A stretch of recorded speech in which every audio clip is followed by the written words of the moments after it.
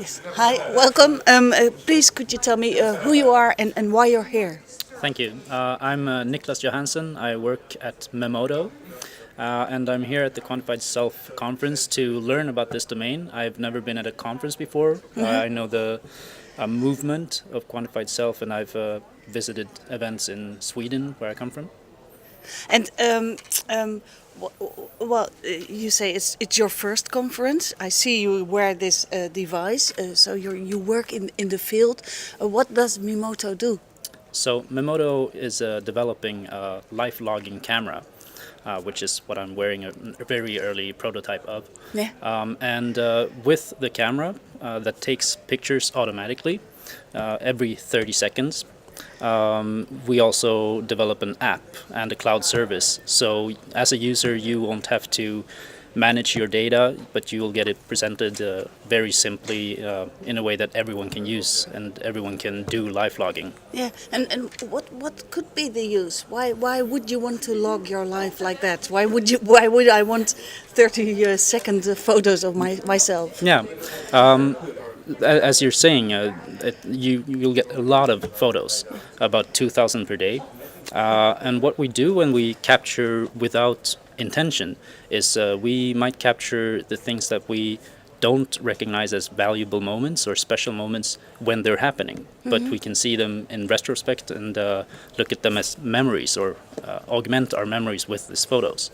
So it could be people that we meet for the first time and we didn't know that they were special then, or they were going to be special then, or we meet people for the last time and we didn't know that it was the last time then. Yeah. Or it could also be used to, in this quantified self setting, since we also stamp every photo with GPS and other data, you can look at your behavioral patterns and do some analytics if you're into that. So, but won't it take a lot of time to look back at them and to analyze them? Yeah, absolutely. If you would use it for and just get the 2,000 pictures or so every day, it would be very much because work. how much time would it take? Yeah, and that's where our software comes in, because we are actually dividing these 2,000 or so pictures per day into groups of photos. And we will present you with a timeline with one representative image per moment. So you will have a timeline of maybe 20 or so keyframes per day. So you will see what the gist of the day was by browsing through those. So you look at the pictures and you see, this is when I was at the cafe, and then you get behind that frame, you get like 100 photos of exactly. You can watch them as a time-lapse movie inside. Yeah, but still the question is, do you think people want to use this? Would people like this? Yeah, so the Memoto actually launched via a Kickstarter campaign last fall, from October. Yeah. And we hoped to get a response, like you're saying. We wanted to find out, is this something people are going to like? And the campaign went well. How much money did you need? We raised 10 times as much, or 11 times as much as we wanted to, Really? which was $550,000. So we got an answer to that question. Yes, people do want to do this. Yeah. And we've been talking to all of these thousands of people, all through the campaign and after that, and before that through this quantified self community. And we're absolutely seeing that this is something people are already doing on their own, taking lots of photos with using Instagram or Facebook to share them. You can do that with this one too, but these are photos for your own use. Yeah. So was this device did it start out as a quantified self instrument, or is it something you later found? Well, Martin, our CEO and founder, Martin Källström, actually visited Quantified Self conferences and events a bit before He came up with the idea. So it absolutely has its part of its roots in the domain of analyzing numbers and so on, but what we want to do is to humanize this life logging activity and make it more about emotions and memories and people.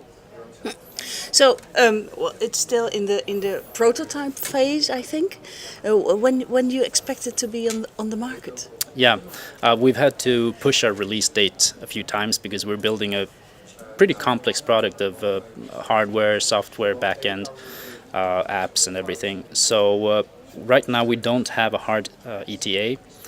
We're hoping to get it out before summer's end, but it could be later than that too. Yeah, because it is difficult. Not well, the photographs is probably quite an easy bit, but I guess the algorithm to divide it in events is quite complex. Yeah, both the hardware. There's a lot of technology in this. We have the accelerometer, the magnetometer, and other data and GPS besides the photos themselves. Yeah. So Are you thinking of expanding what it can do even beyond that because I can imagine if you take the photographs and you combine it with other vital statistics Yes. like heartbeat or blood Yes. pressure and things like that it can tell you things. yeah, I'm just starting to learn about quantified self more. Yeah. We did produce a documentary about life logging and life loggers, interviewing many of these people that are here, that you can watch at lifeloggersmovie.com. But we absolutely see the benefits of correlating data. Not every user will be about the numbers and figures and analytics, but we can enrich the photo data with both numerical data and maybe emotional and subjective data, such as just commenting on your own moments and writing notes, maybe correlating with your calendar or with an Instagram photo. So in the future, we will be a lot about integrating with other services. Yeah, but first you have to get it out. Yeah. So do you really imagine that in like 5 years' time everyone will wear a thing like this? Well, I don't think we can anticipate that such a response just from the data we have now. No. It's probably going to be popular. The reactions we see are of the kind that are strong emotional reactions. A lot of people love this, and a lot of people are also very wary of this. But this tells us that this is going to be big. Yeah. And what you're maybe alluding to is the societal impact if everyone is going to use this. Yeah. So not everyone will use this. But the fact is that you don't only log your own life, but you have other people in your photos. Yeah. And that's actually one theme of today, and that we're going to talk about later today, about the societal or the social protocol, like a social code that will have to be naturally developed around this. The legal dimensions are one thing that I won't get into at all. But more about the social codes and how will we behave.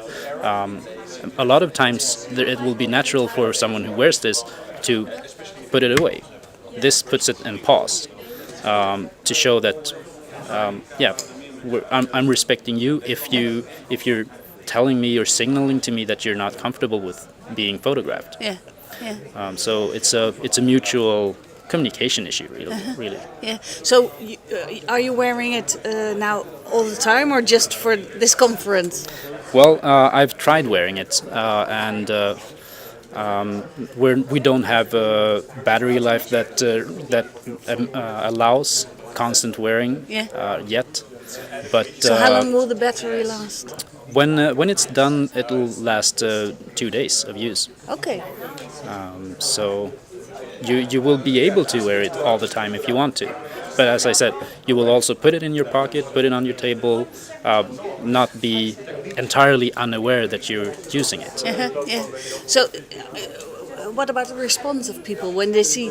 Because I can imagine people at first not noticing, and then when they look at you close, they see. Yeah. What's this thing? the finished design of this will look way more like a camera than this does. Yeah. So people will see that it is a camera. Okay. And yes. we will get lots of different types of responses, Yeah. and as users, we will have to accommodate our use to our environment. Yeah. And the response you get? It's mostly what an awesome thing, or is this actually working, or people are more excited than scared of it. But there's also been pretty deep discussions about Privacy and yeah. yeah, yeah, yeah. And your thoughts? Well, you say if we have a code, it will be okay. Well, if we have a code, we will have a context to discuss the use of this, and we will more and more see sharp lines for when it's okay and when it's not okay. I mean, physically today, it's possible to walk around with your phone and take photos everywhere. All the time. Yeah, yeah. So this is not much difference, you say? Well, it is and it isn't. Yeah, because it will constantly, without me noticing, take pictures all the time. Yeah. Yeah. Okay. Well, we're looking forward to seeing it on the market and see what happens. Thank you very much. Thank you.